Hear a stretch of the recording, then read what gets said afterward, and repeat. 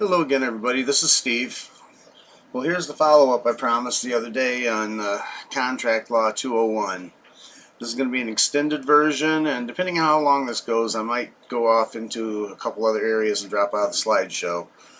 But let's get started with this. This one's going to be man's law versus Yahuwah's. And we're going to cover some ground again because we got to get these fundamentals. We got to wrap our minds around this fundamental thing because we're dealing with a great big issue here with this stipend check and what's going on. Things are getting crazy. There's a lot of rioting going on. People are sick of this lockdown. They're sick of their businesses being destroyed, their lives being destroyed, being made unemployed over a virus that nobody can prove. So, we really need to get these concepts down. The first contract covenant Yahusha made was a trust. And trust and contract are the same thing. Trusts are made by contract. Of course, in the Bible it's called a covenant. And yes, I'm a legalist because my Creator is a legalist. He does everything by covenant, as we will see. And we're starting way back at the beginning because, like I say, foundational principles, wrapping our minds around the foundational principles is everything. If we get to the point where we totally internalize the foundational principles, then when the heat is on and things are coming at you, you're under pressure, then you can realize what's happening and you can operate according to those principles, and it becomes like autopilot. You don't really have to think. And when you've got people intimidating you and everything else, being able to get things done without having to just sit back and think about it's a real plus. So anyway, we'll take a look at the first trust here again. And Elohim said, "Let us make man in our own image, according to our likeness. Let them rule over the fish of the sea, and over the birds of the heavens, over the livestock, and over all the earth, and over all the creeping creatures that creep on the ground." And Elohim created the man in his image. In the image of Elohim he created him. Male and female he created them. That's Genesis 1:26 and 27. Okay. Here we go. Oh my goodness. There we go. Looks like this mouse is going to give me a little trouble this morning. He who creates owns as a maxim of law. Being that Yahuwah created, he owns. And he did his creation through the agency of Yahusha. So, Genesis 1:28, and Elohim blessed them, and Elohim said to them, "Be fruitful and increase. Fill the earth and subdue it. Rule over the fish of the sea, over the birds of the heavens, and over all creeping creatures on the earth." Yahuwah through Yahusha created all that is. To prove that, we're going to go look at John here for a second. In the beginning was the Word, and the Word was with Elohim, and the Word was Elohim. He was in the beginning with Elohim. All came to be through him, and without him not even one came to be that came to be. There again, this is from John 1, verses 1 through 3, and then there's some other citations here from the eSword notes on John 1:3, if you want to confirm that, which I would suggest you take the time to do that. Yahusha made all that is. This is property of the trust. In law, this is called the res. So the rest of the trust is all that was created, including man. So right in the door, beings, you are a man or a woman, you were created, you are the property of Yahuwah. Remember how I keep harping on knowing who you are? You are somebody else's property. That right there, when you wrap your mind around that, you understand you're not a person, you're not an individual, you're not a resident, you're not a taxpayer, you're not a this, you're not a that. You are a child of the Most High. It's plain and simple, period. And if you can hold them to that and not let them trick you into volunteering to be a person or an individual or a resident or what have you, then you've won. You just got to stand your ground. The offer. And Elohim blessed them, and Elohim said, "Be fruitful and increase, and fill the earth and subdue it. Rule over the fish of the sea, and over the birds of the heavens, and over all the creeping creatures of the earth." Elohim said, "See, I have given you every plant that yields seed, which is on the face of the earth, and every tree whose fruit yields seed to you. It is for food, and every beast of the earth, and every bird of the heavens, and every creeping creature on the earth, in which there is a living being, every green plant is for food." And it came to be so. Okay, and it came to be so, right there in Genesis 1:30b. That right there says that it's complete. The contract is ratified, and it's a done deal. Now, it's not said in the text that Adam had any part in the contract. How's that so? What about accepting the trustee beneficiary position in the proposal? Now, let's back up here for a second. Right here. Right here, he was given some instructions. He was made a trustee through these instructions right here. The payoff for agreeing to be that trustee is right here. He's saying, see, I've given you all of this. And so you have Adam, or man, was put in a dual position that is not supposed to take place in under trust law, under man's system. The trustee and the beneficiary are not supposed to be the same, nor are the grantor and the trustee to be the same. Trusts are an artificial fiction in man's world that are used to control. As David Rockefeller said, the trick is to own nothing and control everything. The Rockefellers hide behind over 7,000 trusts, so they cannot be, you cannot put your hands on them, you can't reach them, you can't sue them, because ultimately you run into a trust, and you can't penetrate that trust. It is a corporation, which the root word for that is corpse, and that's one of the big differences between what Elohim has here and what he's offering Adam. He's offering him a living trust. He's offering him a living contract, and which it only gets better for Adam. It never gets worse. Elohim does not have to hide behind a dead fiction. Okay, I gotta back up one. So like I said, it's not said in the text that Adam had any part in the contract. How's that so? What about accepting the trustee beneficiary position in the proposal? Adam remained moot. This is called tacit acquiescence. When an offer is presented and one remains silent, one is presumed to accept the offer because he did not refuse it. And very, very important in this world, when you go in front of a judge and he starts yelling at you, his mannerisms saying one things, but the appellate court can only take a look at the record. If you can remain cool and listen to the words above the yelling and the mannerisms, you'll find out that he's giving you an offer. But you're scared, and so you just sit there and keep your mouth shut. Well, then that's taken to be a presumption that you've accepted his offer, and you've lost. Right there. This is where one can get into trouble without doing anything. It's important to respond to offers, unequivocally reject them in a timely manner if one does not want what is being offered. When you get an offer in the mail from your credit card company that says, "Dear card holder, we are going to change the terms of your card, yada yada yada," and first of all, are you card holder or are you man? You see? Right there, they're trying to get you to answer to an office, an artificial, fictional office. And then they're trying to modify the terms.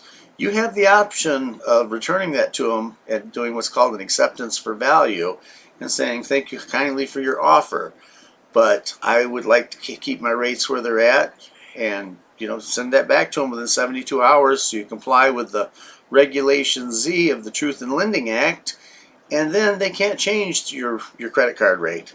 They could, however, cancel your credit card, but that's a risk you take. Maybe they won't. Okay, summary on this. Yahusha created all that is, including man, thereby becoming the grantor. He gave man responsibilities, making man the trustee. He offered man benefits, making man the beneficiary, and man accepted by remaining silent. There was no negotiation. Elohim spoke, making this a unilateral contract in the form of an irrevocable trust. All the elements of a contract are in these few verses. There's a meeting of the minds, an offer, an acceptance, and mutual consideration. The meeting of the minds was Elohim said it, Adam listened to it, did not object. That's a presumed meeting of the minds. When Elohim said it, that was the offer. And the silence was the acceptance. The mutual consideration was in the fact that Elohim said, if you'll do this, this, and this, then I'm giving you this, this, and this. So it was right there's the mutual consideration. Elohim required specific performance on tending to the earth, being a good steward of all that has been made, and for that effort, man was given the beneficial interest of being able to use all the stuff on the earth. Okay, now we're moving on from this. I went through that kind of fast, but I just want to say real quick that Satan is not at all original. He doesn't have an original thought. What he does is he takes and he perverts the things of Yahuwah. He takes the things that Elohim made and he copies them, turns them upside down, inside out, and profanes the holy. Now, Article 1, Section 10 of the U.S. Constitution, in relevant part, says, no state shall pass any law impairing the obligation of contracts. This is a little bit different in the Articles of Confederation, and one of the reasons that they did away with that, with the Articles of Confederation, is because of the difference, because they wanted to be able to get into a position to be able to make people, the colonists, responsible for the debt. In fact, a contractor is a constitutor is somebody who takes on the debt of another. So the Constitution, replacing the Articles of Confederation, was a scam from the very first. In 1887, when the Organic Constitution was passed, it had the separation of powers, yada, yada, yada. By 1879, the Judiciary Act of 1879 pretty much took away the protections that were given to the people by limiting the courts. And then in, I think it's 1803, is it Marbury versus Madison, when the courts said, well, it's not the Constitution that's the supreme law of the land, it's what we tell you the Constitution means. So already back then they were taking upon themselves more than what they were authorized. See, the Constitution does not have anything to do with you or me if we choose to stay in our office as man or woman under the jurisdiction of the Most High, Yahusha and Yahuwah Elohim. Okay, see, it's that simple, but it's so hard. There's so much trickery. There's so many men out there that are willing to be violent and violently force their will upon you that it's very, very hard to stay that focused on it. And that's why I'm being redundant with this. But in this contract clause, they can't do away with it. They won't do away with it. They have to have this. This is the basis of the Uniform Commercial Code. The Uniform Commercial Code is a body of international law owned by the United Nations. We spend $260,000 a year, I believe, on copyright fees for using the Uniform Commercial Code, and it's applied through the United Nations UNIDROIT Treaty worldwide. Any country you go, contract law is basically the same, because guess what? There's only one set of rulers of this world. There's only one owner to this world, Satan. He's got a few minions here and there, but they're all kind of on the same team. Of course, they're always stabbing each other in the back and throwing each other under the bus, but that's the way it is. Contract makes law. Forget about constitutions. Forget about civil rights. Forget about all that stuff. You were given unalienable, meaning you can't even give them away. It's not legal and lawful for you to give them away. Legal and lawful are not the same. That's why I corrected that. It is not lawful. Yahuwah does not allow you to give away your rights. Yet man has tricked you out of them. And therein lies your remedy.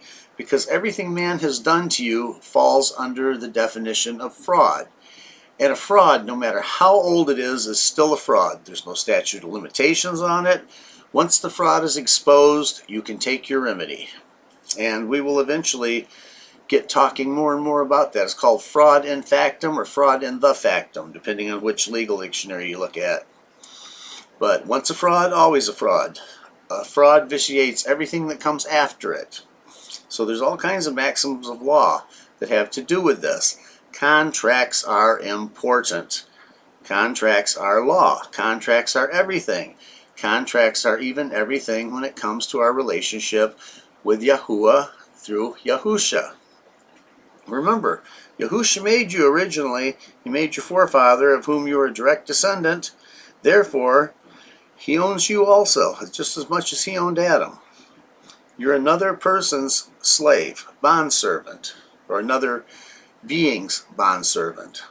Therefore, they can't touch you once you understand who you are. And we're starting to get a little bit into the meat of the matter. So, remember, there's 5 elements of contract. Now, I gave you 4 in the last one, and kind of split up to be mutual consent, consent on the one side, consent on the other. But there's 5 elements. The missing element back there was something that would never apply to Yahuwah. It must be for a legal act. And everything Yahuwah does is lawful. Now, lawful and legal do not mean the same thing. Lose that. Forget that. They're not the same thing. That's why we have to go looking for a law dictionary and look up all these words and not take any word for granted. For example, the word include. If you say, Johnny is going to go to the museum with Susie and blah, blah, blah, including Joe, then what that's really saying in legalese is it's saying Johnny and Joe are going. The others are not included. Include is to bind together, to wrap around in legalese. In fact, if you go to the Webster's 1828 dictionary, you'll see that same thing. The word you, when you go in there into the courtroom, the judge says, you are guilty of blah, blah, blah, and you speak up and say, oh, no, I'm not. Well, you just volunteered because the word you is plural. When he says that, he's speaking to everybody in the room. But we don't know these things because we do not look up words. But anyway, a contract, first and foremost, has to be for a legal act. There must be the meeting of the minds. And where they get us is they never disclose. This is where the fraud comes. This is where you can always challenge. At any time, now even after a conviction, you can go back and challenge for a void judgment. A void judgment can be challenged anytime in any courtroom. And the thing is that you challenge on this fraud because they did not disclose to you exactly what the offer was, that there even was an offer, or that there even was a contract. That's their standard operating procedure.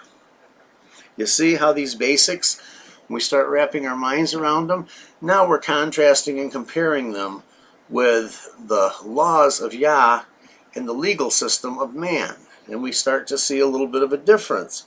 If we focus in on the laws of Yah, on his righteous contracts, then we start having an understanding of the basic underlying universal principles, and we start wrapping our mind around it. And we can think on our feet. That's where I'm trying to take you with this.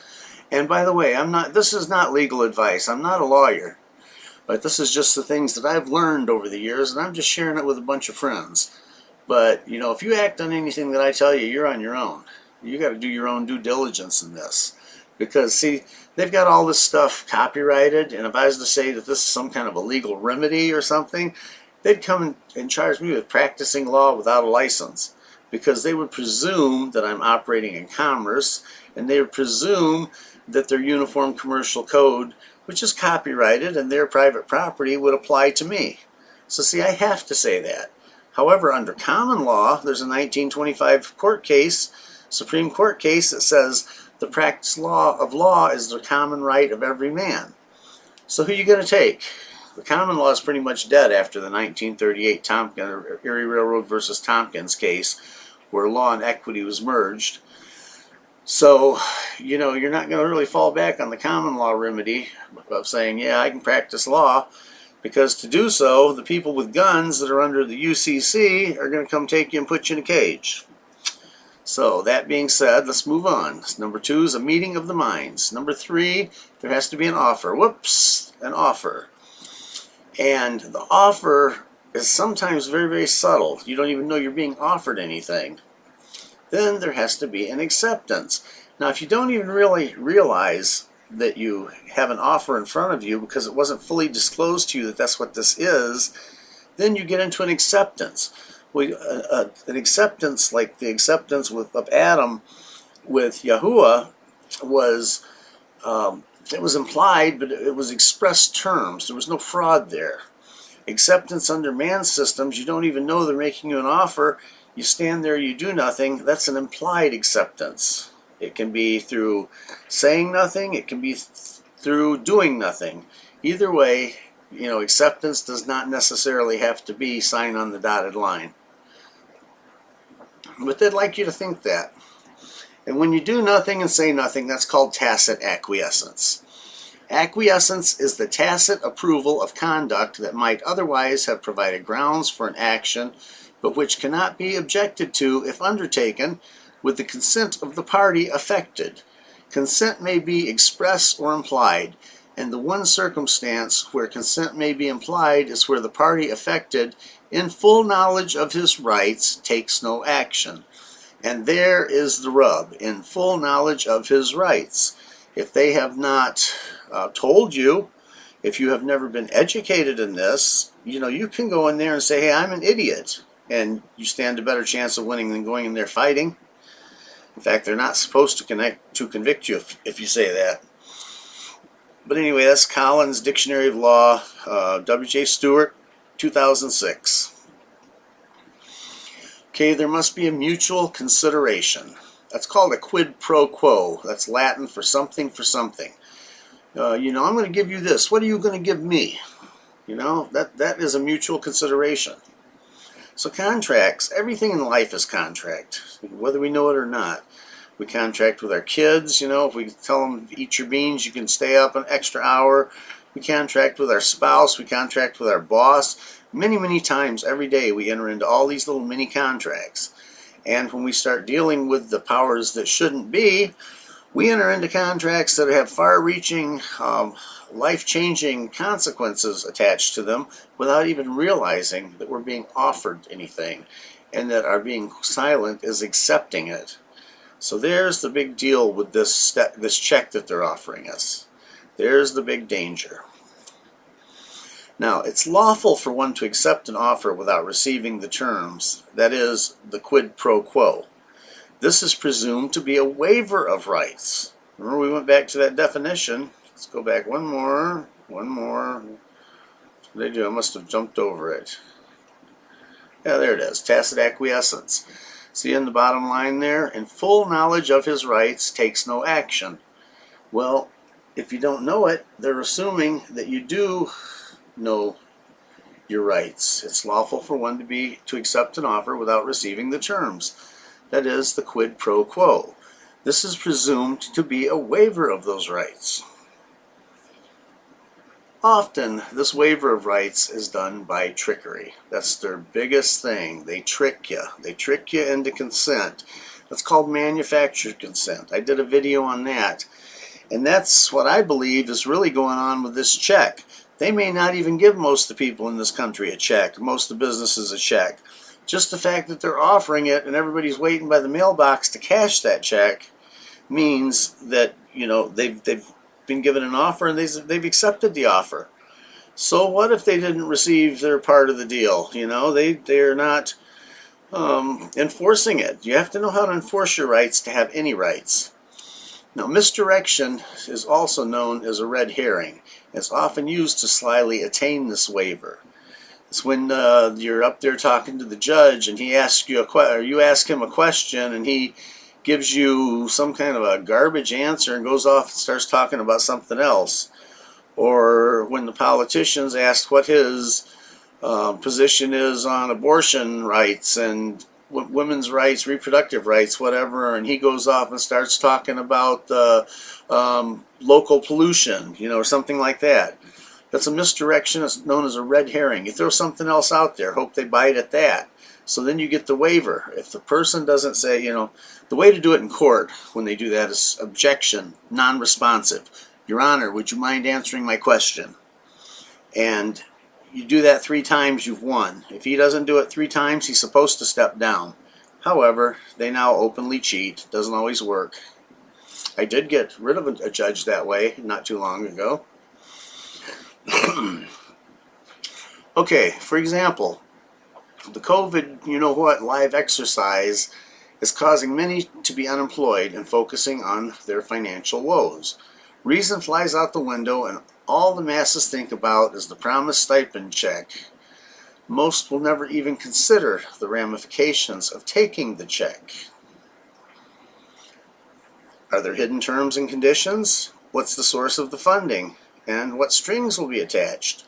Those things must be considered. And if you happen to mess up and you've already taken it or you've already done something, it's not a fatal error because you were never given a full disclosure.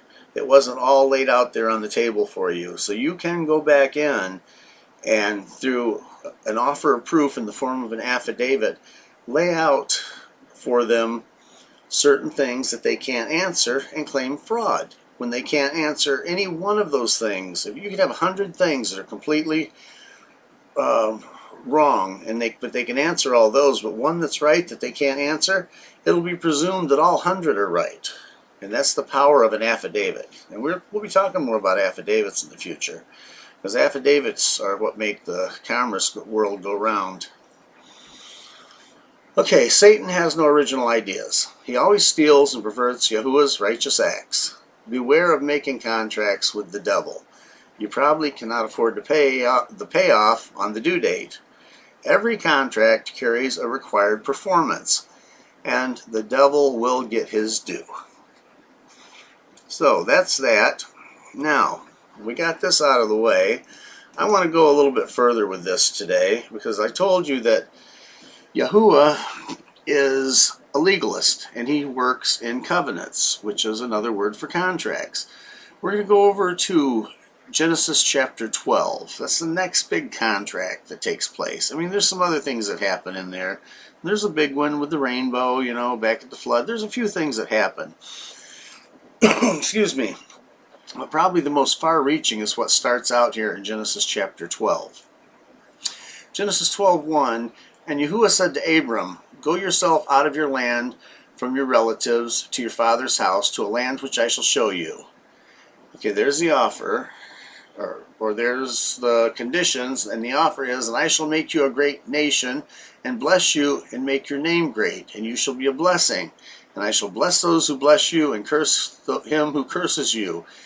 And in you all the clans of the earth shall be blessed. So Abram left as Yahuwah had commanded him, and Lot went with him. And Abram was 75 years old when he set out for Canaan. So what just took place right there? He's give him a specific performance. Go yourself out from the land, from your relatives. That's what Abram is supposed to give to Yahuwah. And for that, Yahuwah says, I'll make you a great nation, bless you, make your name great, bless those who bless you, curse those who curse you, and everybody in the earth will be blessed by this. So, the acceptance is, down here in verse 4, so Abram left, as Yahuwah had commanded him. It doesn't talk about any kind of negotiation in here. This is an express, very open promise that Yahuwah made to Abraham. And Abraham, or Abram as he was called at that time, accepted the offer because he did what was asked of him. There was no need for any kind of signing on the dotted line. Okay, and I don't know if I can do this, if I remember well enough. It's in 13.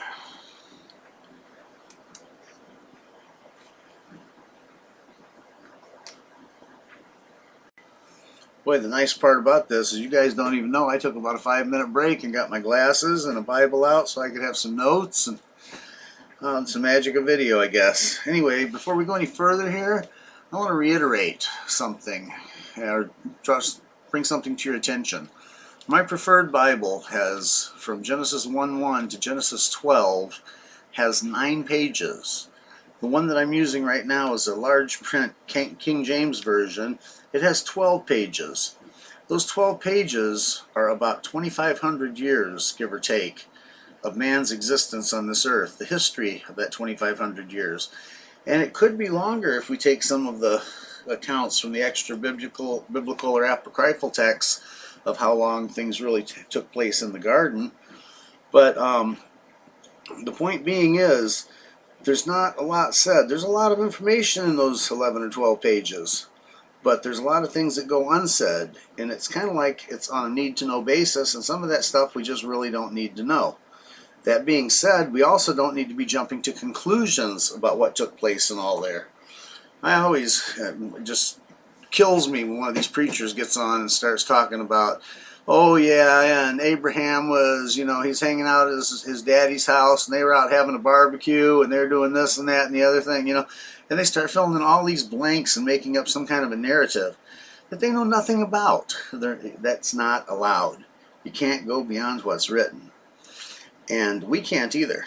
We've got to be very, very careful, because the human mind will fill in the blanks, which is one of the psychological tricks that men use to trick us into these contracts. Back to the contract. I'm going to back up since I took a break there. If I can get this thing to work. Oh, got to go this way. Okay, 12:1. Yahuwah said to Abraham, go. 12:4. Or 12:2 and 3, and I'm going to do this and I'm going to do that for you. 12:4, he went. Okay, very, very basic contract. Meeting of the minds, mutual consideration, offer and acceptance.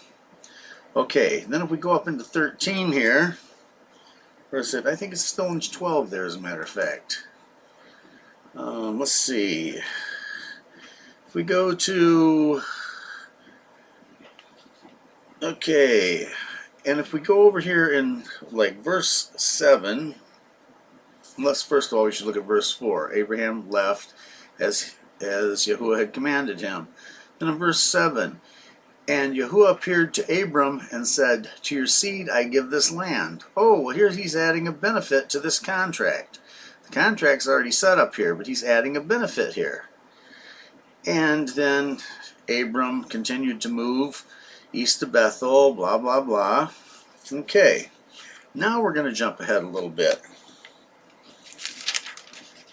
And I think we're going to go over to, was it 13:14, I believe? Okay, come on. And after Lot has separated from him, Yahuwah said to Abram, now lift up your eyes, look from the place where you are, northward, southward, eastward, and westward. For all the land which you see I shall give to you and to your seed forever. And I shall make your seed as the dust of the earth, so that if a man could count the dust of the earth, then your seed could also be counted. Arise, walk in the land through its length, its width, for I give it to you. So Abraham moved his tent and went and dwelt by the terebinth trees of Mamre, which are in Ekron. Let me look at the King James. I can't understand that. Mamre, Hebron. And there he built a slaughter place to Yahuwah. Okay, so here again, the covenant's getting better and better. Now, as a side note, if we go into 14 here, I'll just give you a little tidbit here. And it is, what, 14:13, I believe. And the one who escaped came and informed Abram the Hebrew. This is the first place we hear Hebrew in the Bible. For he dwelt by the terebinth trees of Mamre, the Amorite, brother of Eshcol, brother of Aner, and they had a covenant with Abram. Okay, so that's just an interesting little side note. But we're going to go up to, I believe, chapter 15 now. And we're looking at how, see, Abram was required to do something, to obey. And Abram obeyed. And as we go along here in chapter 15, verses 1 through 6, we come into something we need to read. After these events, the word of Yahuwah came to Abram in a vision, saying, "Do not be afraid, Abram. I am your shield. Your reward is exceedingly great." And Abram said, "Master Yahuwah, what would you give me, seeing I go childless, that the heir of my house is Eliezer of..." whatever that word is. Let's go over to this one. Eliezer of Damascus. Okay, there we go. Genesis 15:3. And Abram said, "See, you've given me no seed, and see, no one born in my house is my heir." And so you see, the word of Yahuwah came to him, saying, "This one is not your heir, but he who comes from your own body is your heir." Excuse me. And he brought him outside and said, "Look now towards the heavens and count the stars, if you are able to count them." And he said to him, "So are your seed, so are your children."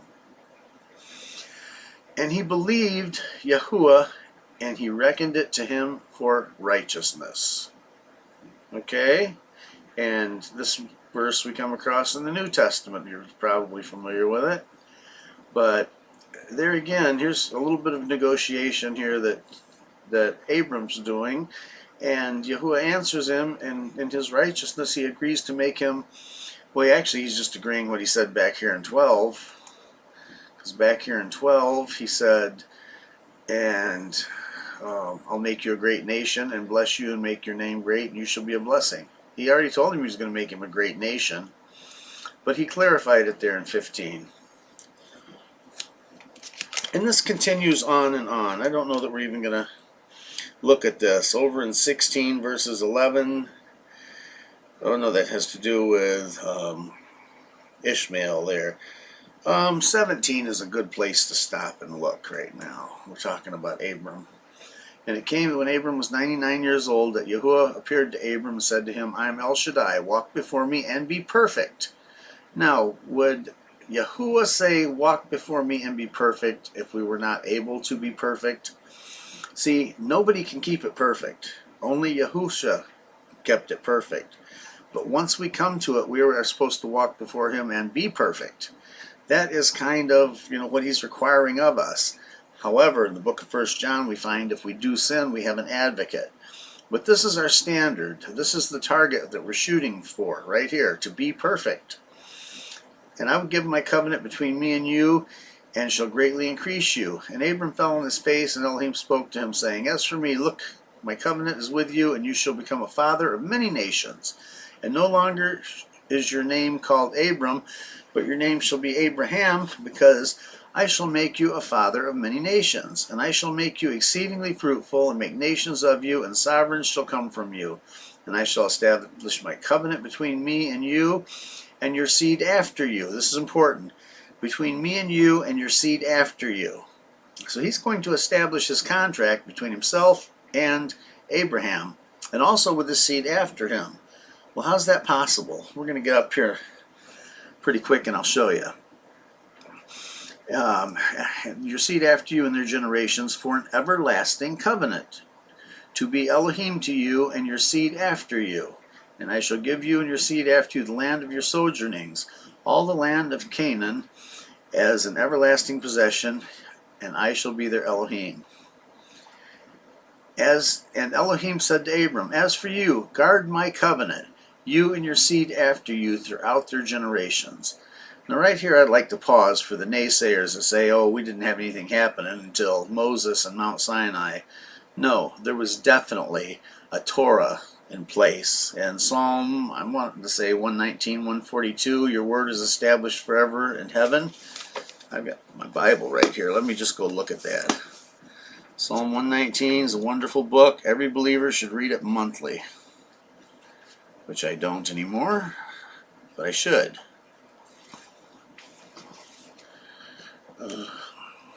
Oh no, it's 89. "Forever, O Yahuwah, thy word is settled in heaven." So there was already Torah in place. Okay, and here in 17:9, Abram is commanded to guard his covenant, or guard his Torah, and you and your seed after you throughout your generations. "This is my covenant with you to guard between me and you and your seed after you. Every male among you is to be circumcised. And we're going to jump past that now because I don't want to really go into the circumcision thing, open that can of worms. And I'm going to jump through a whole bunch more because I think I'm going to go up here. I think it's 26. I mean, maybe 27. And it's 27.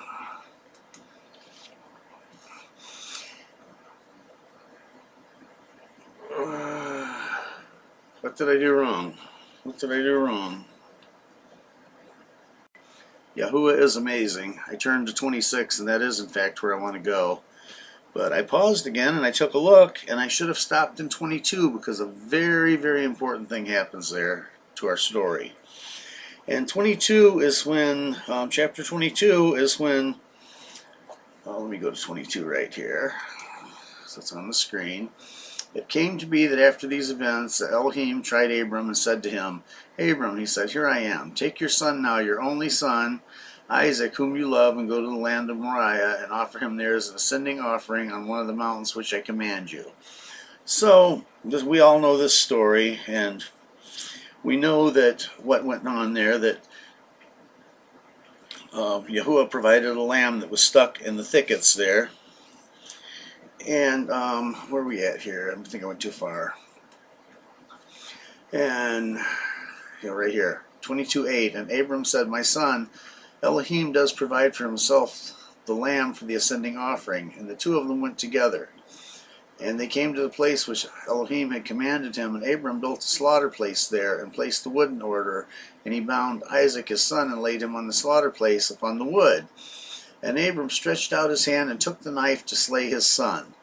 But the messenger, the Malach of Yahuwah, called to him from the heavens and said, Abram, Abram. And he said, here I am. He said, do not lay your hand on the boy nor touch him, for now I know that you fear Elohim, seeing you have not withheld your son, your only son, from me. And that became a very, very important thing there. Because of this, he was given the ram in the next few verses. And then in verse 15, the messenger of Yahuwah called to Abram a second time from the heavens and said, by myself I have sworn, declares Yahuwah, because you have done this thing and have not withheld your son, your only son, that I certainly shall bless you. I certainly shall increase your seed as the stars of heaven and as the sand on which is on the seashore, and let your seed possess the gates of their enemies, and in your seed all the nations of the earth will be blessed. Do you see what's happening here? Abram was willing to give up Isaac, his only son, after he went through all that turmoil. We all know the story of it, being 99 years old and childless and laughing, and Sarah laughing, thinking that, how could they possibly have a child? But they did, and then Abram was willing to give up that child to obey Elohim. That's a pretty big deal, to be willing to give up your only son. And that's showing a lot of faith in your mighty one, in your Elohim. And because of that, Elohim made this unconditional. And that's where we jump to chapter 26. Now, at this time, Abram's out of the picture, and we're talking about Isaac, okay? And there's a famine in the land, besides the first famine, which was in the days of Abram. And Isaac went to Abimelech, king of the Philistines, unto Gerar. And Yahuwah appeared unto him and said, go not down unto Egypt, dwell in the land which I shall tell of thee, and sojourn in the land. I'm reading from KJV just to make this easier. Here, so let's go over to KJV for a minute. Verse 3, sojourn in this land, I will be with thee, I will bless thee, for unto thee and unto thy seed I will give these countries, and I will perform the oath which I swear unto Abram thy father. See, Yahuwah, based upon the willingness to sacrifice Isaac, made an oath to Abraham. Okay, verse 4, I will make thy seed to multiply as the stars of heaven, and I will give unto thy seed all these countries, and in thy seed shall all the nations of the earth be blessed, because that Abram obeyed my voice, kept my charge, my commandments, my statutes, and my laws. Well, right there is the division that we see later on under the quote-unquote Mosaic laws, that there's commandments, statutes, ordinances, and judgments. Well, this is basically the same thing, and another confirmation that there was a pre-Sinai Torah in place. They weren't just thrown down there to figure it out on their own.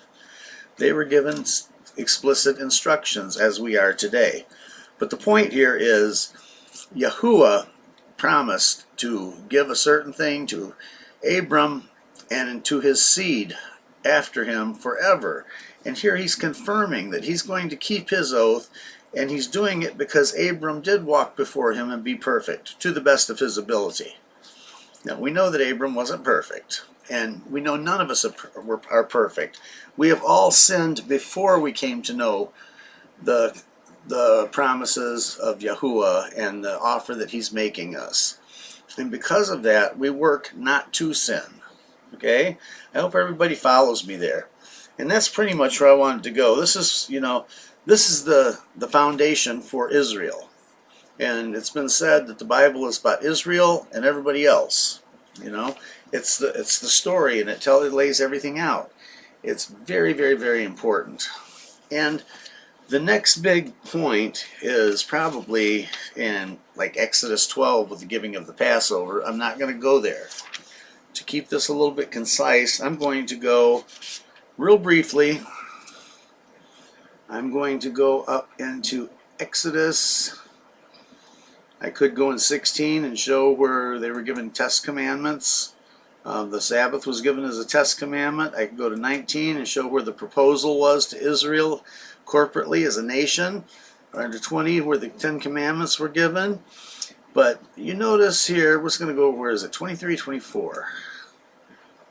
Let's see.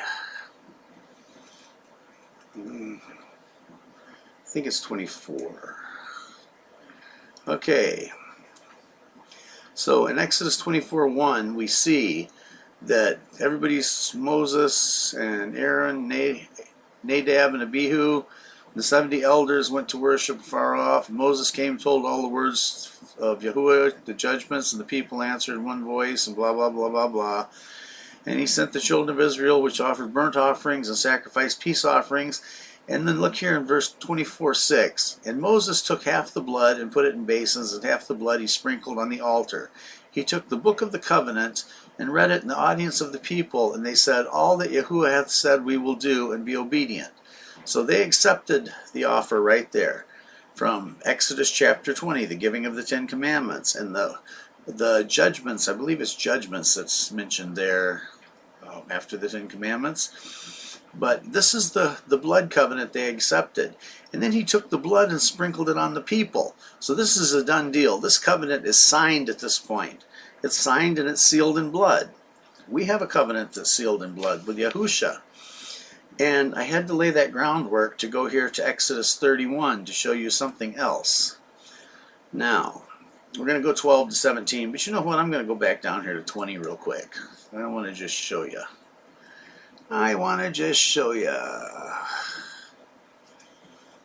Okay. If you notice here, but the seventh day is the Sabbath of Yahuwah thy Elohim. In it thou shalt not do any work, nor thy son, nor thy daughter, nor thy manservant, nor thy maidservant, nor thy cattle, nor the strangers within thy gates. For in 6 days Yahuwah made heaven and earth, the sea that's all that's in them. The seventh day he rested. Wherefore Yahuwah blessed the Sabbath day and hallowed it. See, that's a very long answer there. And I believe it is the longest. Yeah, I wasn't sure if the third commandment was. It's kind of a tie. But the fourth commandment is very, very well written out there. There's not a lot that's left to speculation. There's nothing left to speculation there. That is the longest of the commandments, of the 10 commandments. But the interesting part of it is in Exodus 24, the covenant sealed with blood, and then in 31, so we got 24, there's 6 chapters, 31 would be 7 chapters, so, and 7, 12 to 17, and here we go. There is something else happens here with the Sabbath. Exodus 31:12, and Yahuwah spoke unto Moses, saying, Speak also thou unto the children of Israel, saying, Verily my Sabbaths ye shall keep, for it is a sign between me and you throughout your generations, that you may know that I am Yahuwah that doth sanctify you. Now that's noteworthy, because if you're worshiping on a day other than the Sabbath, then you don't know who you're worshiping. It says you keep this as a sign, and I think when you break that down in the Hebrew, it's an ensign or a symbol between me and you throughout your generations, that you may know that I am Yahuwah that doth sanctify you. You know you're asking for sanctification from the Holy One of Israel. Okay, let's go back up here. So we were there, we started in 12. And verse 14, Ye shall keep the Sabbath therefore, for it is holy unto you. Everyone that defileth it shall surely be put to death. For whoever doth any work therein, that soul shall be cut off from among his people. 6 days may work be done, but in the 7th day is the Sabbath of rest, holy unto Yahuwah. Whoever does any work in the Sabbath day, he shall surely be put to death. 31:16. Wherefore the children of Israel shall keep the Sabbath, to observe the Sabbath throughout their generations, for a perpetual covenant. Perpetual means ongoing. 31:17. It is a sign between me and the children of Israel forever. See that right there? Last time I checked, forever meant always, never ending. For in 6 days Yahuwah made heaven and earth, and on the 7th day he rested and was refreshed. So these verses right here show that this is a separate covenant that is made having to do with the Sabbath. And the thing with this is that you might know who it is that sanctifies you. Okay? And it is Yahuwah. Now, if you're not keeping the Sabbath, then you don't know who it is. You don't know who it is. 18 or 20? It's 20. Where is it 18? Let me go in the Bible here and look before we get all off on a tangent.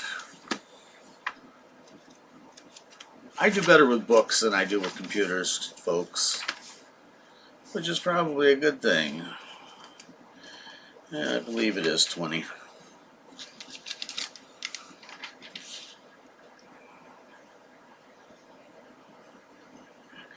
Yes, it is. Where do I want to start? I guess about verse 12. 20 and 12. Moreover, I also gave them my Sabbath. So let's back up. Wherefore I caused them to go forth out of the land of Egypt, and brought them into the wilderness. This is Yahuwah speaking through the prophet Ezekiel. And I gave them my statutes, and showed them my judgments, which if a man do, he shall live by them. That's an interesting idiom there, because it says, if you're going to do them, you got to do them all the way. And if you do them all the way, they're going to cause you to have eternal life. Well, the elements of communication that Yahuwah uses are just incredible sometimes. And that's a very good example. Moreover, I also gave them my Sabbaths to be a sign between me and them, that they might know that I am Yahuwah that sanctifies them. But the house of Israel rebelled, blah, blah, blah, blah, blah, blah, blah. And then if we go down here to, we got past 13. Let's go down to 18, take a look at it. But I said unto their children in the wilderness, walk ye not in the statutes of your fathers, neither observe their judgments, nor defile yourselves with their idols. Whoa, okay. Now if he's saying that the children weren't supposed to walk in the statutes of their fathers, not him, neither observe their judgments, nor defile themselves with their idols, what does that say about the statutes, ordinances, codes today that man wants us to submit to? Whom should we submit ourselves to? Yahuwah or to the enemy and to the beast system? And it's all here, folks, if we just dig in and find it. 20. I am Yahuwah, your Elohim. Walk in my statutes, keep my judgments, and do them. And hallow my Sabbaths, and it shall be a sign between me and you, that you may know that I am Yahuwah, your mighty one, your Elohim. Notwithstanding the children rebelled against me, they walked not my statutes, neither kept my judgments to do them, which if a man do, he shall live by them. They polluted my Sabbaths. Then I said, I would pour out my fury upon them to accomplish my anger against them in the wilderness. So there, folks, you have it. I've given you enough here to make the tie-in between contract law and its origins, and to show you that you got a couple options out there.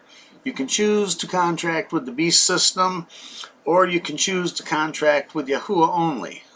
And there are many benefits to contracting with Yahuwah. Right here in Ezekiel 20:18, he said, walk ye not in the statutes of your fathers, neither observe their judgments, nor defile yourselves with their idols. We can't be running after the things the world's running after. We can't be putting ourselves in a position where we're contracting away our unalienable rights that aren't allowed for us to contract away. This right here is kind of the verse that would hang on. You know, he's saying, don't do it. Don't walk after their statutes. Don't give up your Yahuwah, your Elohim given rights for some man granted privileges. We just can't do it. But you gotta know who you are. I'm harping on this, I'm being redundant with it, but it's so important. And if things are going to go down like it looks like they're going to go down, we really need to know these things, folks. We really need to know these things. So, that being said, I want to thank you all for listening, and I will be back soon. I went out and took some pictures yesterday. I'm a horticulturist, and I went out and took some pictures of wild edibles. I'm thinking about showing you how to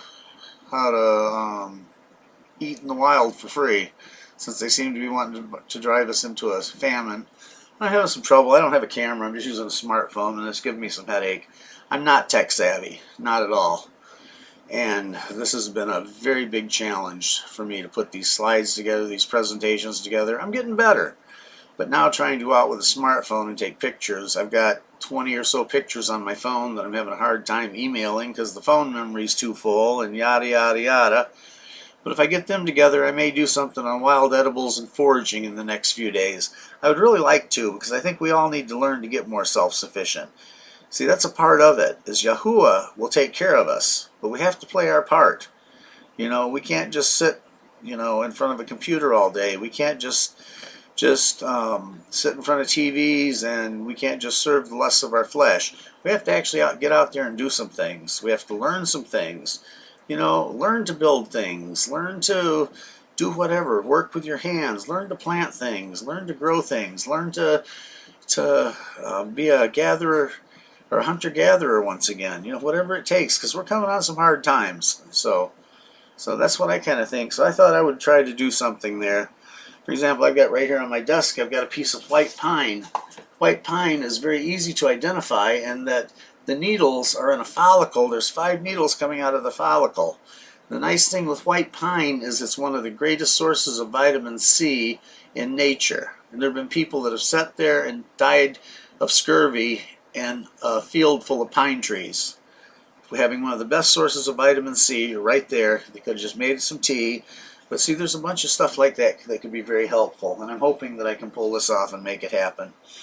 But thank you again for listening. Thank you for the phenomenal growth I've had, thanks to Big Sib and to all of you. And I'd ask you to please like, share, subscribe, and leave a little comment for me. I'm trying to push this channel now and to branch off into a few other things. You know, I'm not doing this that I can build it up to make money off of it. I won't ever do that. I may make another channel on horticulture or survival, or I may even start a store somewhere else. But this is all stuff that was given to me for free. And even so, I will never start a channel that would be pay only. If I were to put a Patreon up, it would be just a way for people on my other channels to donate. It would not be anything that I would hold out if you didn't pay me. No, life's worth a lot more than money. And I don't really have a lot of needs nowadays. So thank you all for listening, and Yahuwah bless you all. And this is the day of preparation, so please prepare for Shabbat. And I will talk to you next time. Bless you all.